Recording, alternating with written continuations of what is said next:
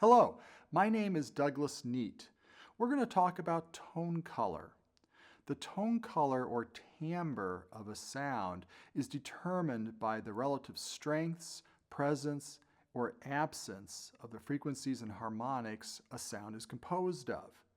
So on the guitar, if we pluck the string and emphasize the higher frequencies, we get a bright sound.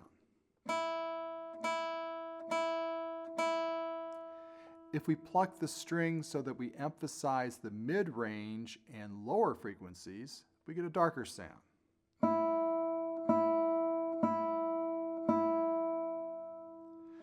So the manner in which we pluck a string determines which frequencies and harmonics are amplified and which are diminished.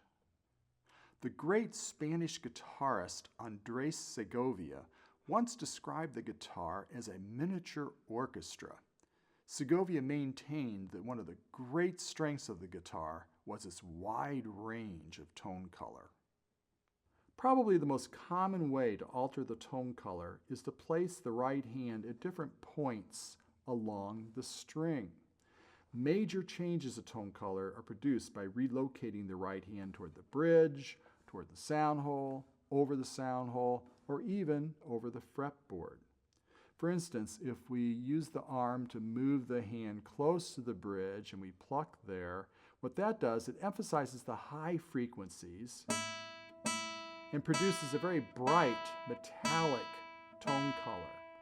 The musical terms for that are sul ponticello, which means at the bridge, or metallico, metallic.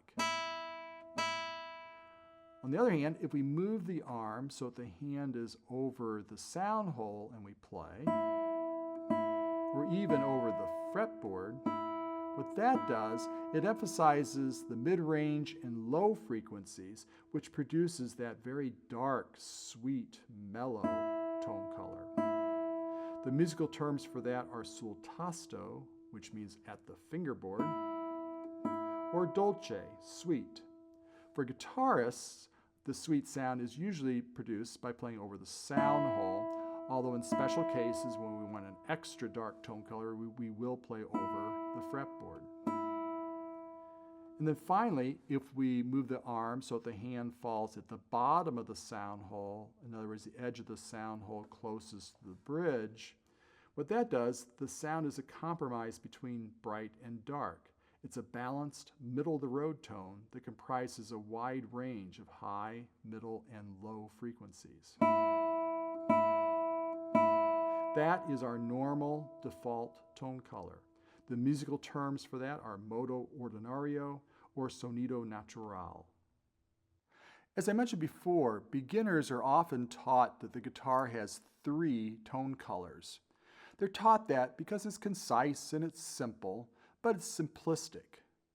When we move our arm and hand close to the bridge to produce a bright tone color, or move the arm and hand over the sound hole to produce a dark tone color, or move to the bottom of the sound hole for the default tone color, that's fine, but it's the coarsest way to change the tone color. And the reason I say that, it's kind of like an artist painting a picture using just red, blue, and yellow. I mean, you can do that, but most painters and guitarists don't want to be limited to just 3 colors. We want a varied palette of tone colors, an infinite number of tone colors that we can work with. Now, granted, we can move the arm and the hand to an infinite number of points along the string length to produce an infinite number of tone colors. But trying to move the arm and the hand while you're playing, that can be problematical in many situations.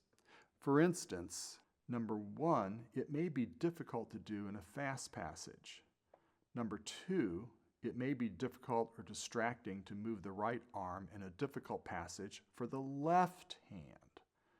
Number 3, it may be difficult if a color change is needed where there is no pause in the music to give one time to move the arm.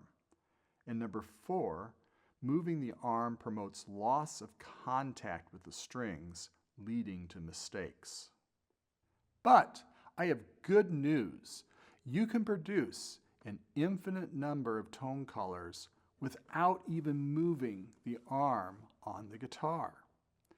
7 parameters are primarily responsible for the tone color of a plucked note. Many are so closely linked that some players and teachers don't distinguish between them. And most can be done with rest stroke or free stroke, further expanding your tonal palette. I should mention that the quality of your fingernails, the length, the shape, the smoothness, the thickness, will all affect your results in using these parameters.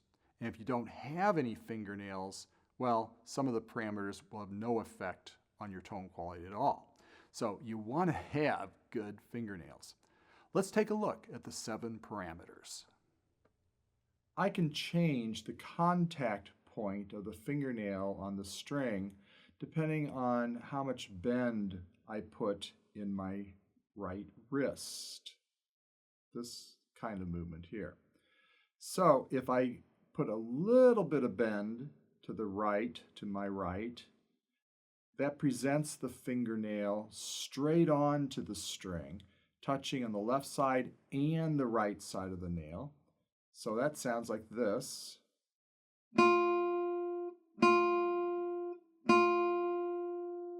If I straighten my wrist, that presents the fingernail on the left side of the nail. And that sounds like this.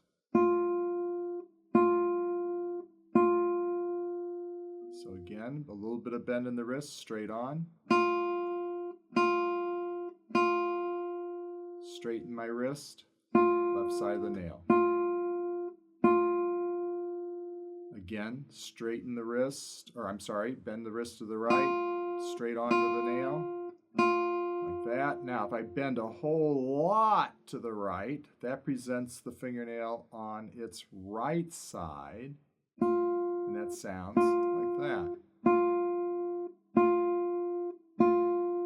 Straight on, right side.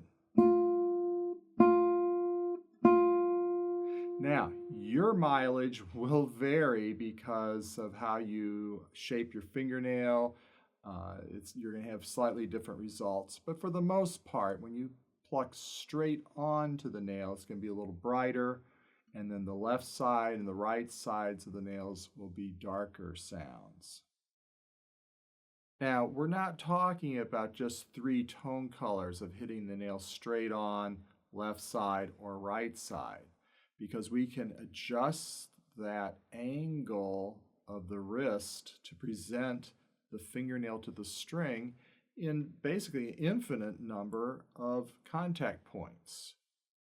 So the tone color can range from the straight on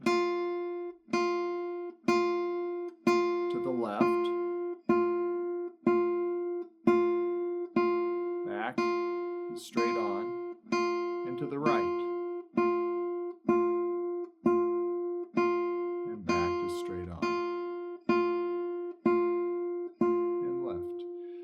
So lots of possibilities there, all within the wrist, determining where on the fingernail you contact the string. Plucking a string from underneath, like this, produces a bright tone color. Pushing down on the string from above produces this color.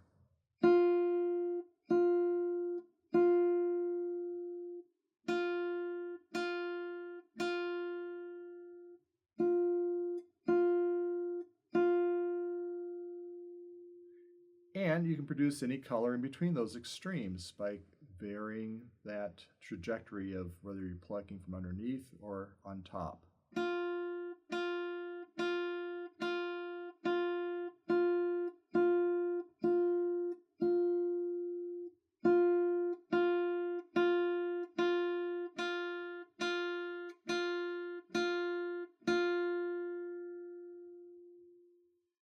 The degree of firmness in the tip joint of the finger also affects the color of the sound, in particular the attack.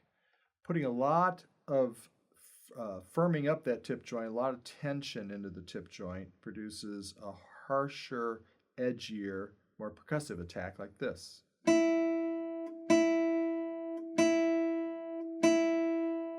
Allowing the tip joint to relax and to give as it goes across the string produces this tone quality.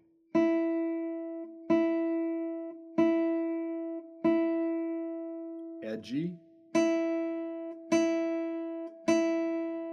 softer attack. And lots of points in between, from the relaxed tip joint, gradually adding tension,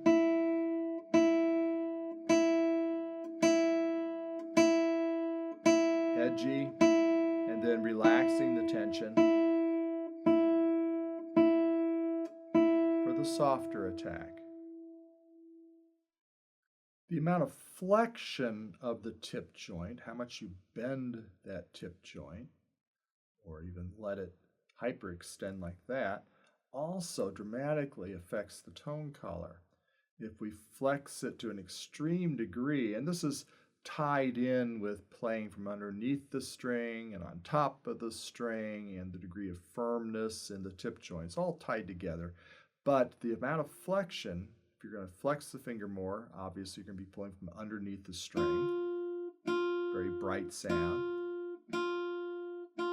If you flex it less, in fact hyperextend it, it's going to darken the sound dramatically. Because you're no longer pulling from underneath the string. You're more at the side of the string, coming from the side of the string or even on top. So very relaxed. No flexion at all, to extreme flexion.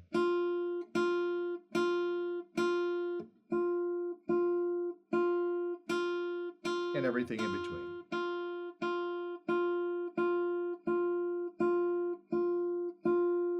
And back.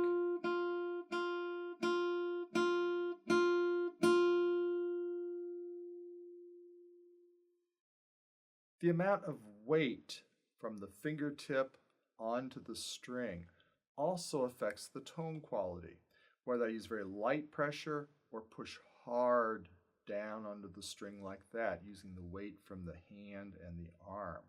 So very little pressure sounds good, but heavy pressure sounds better. Light, heavy.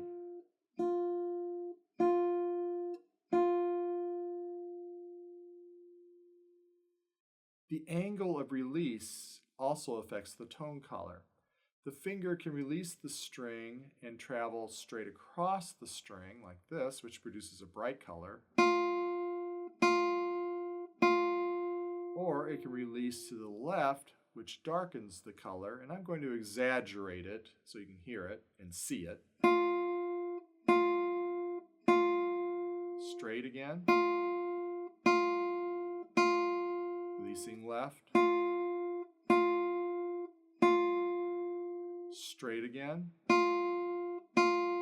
And releasing to the right.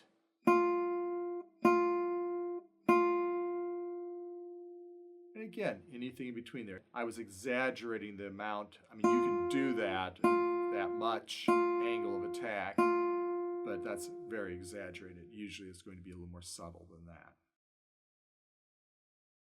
Where the string is plucked along its string length takes us back to whether we want to pluck the string at the bottom of the sound hole for our default tone quality,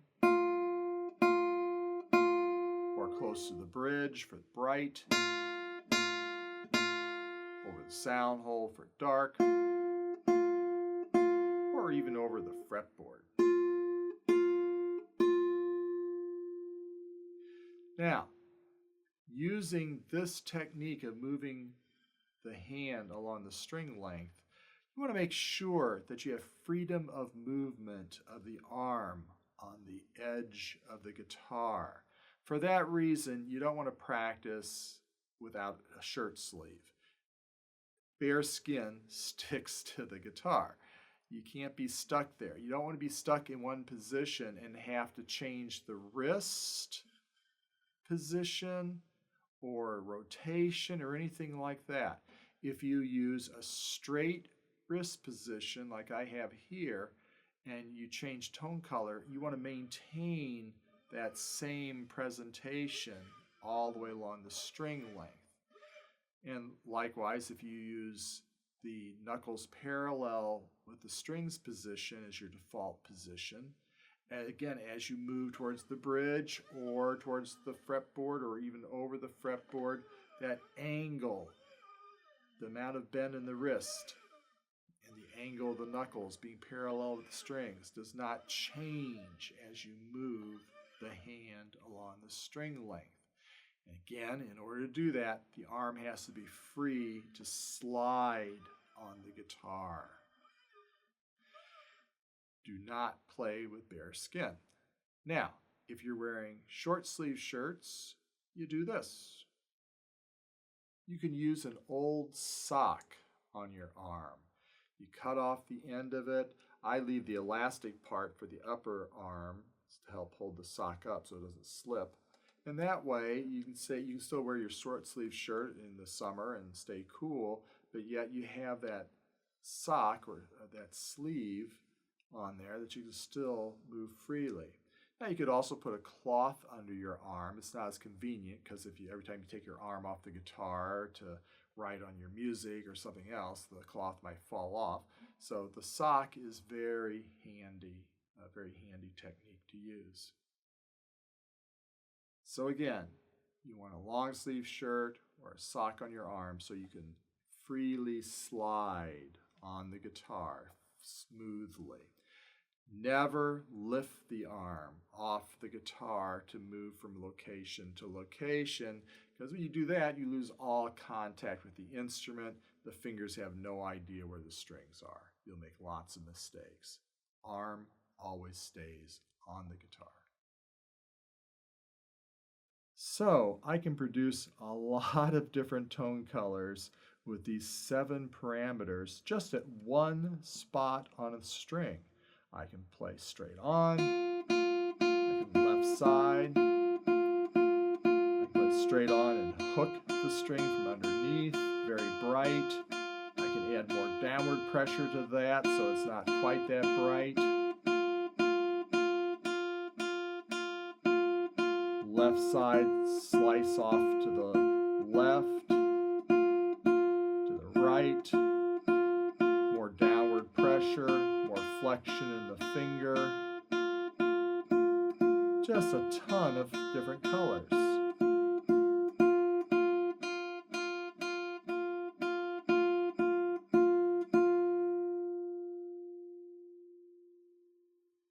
So now you can produce an infinite number of tone colors at just one point along the length of the string. Amazing. Coming up in parts 2 and 3, I'm going to explain additional special tools to produce even more tone colors. I'm going to explain how to make left-hand fingering choices to effectively color motifs, sections, and even entire pieces. I'll also explain how to choose tone colors. And then I'm going to demonstrate Fernando Sohr's techniques for imitating the trumpet and the French horn, and I'll also explain how to orchestrate your guitar pieces. All coming up.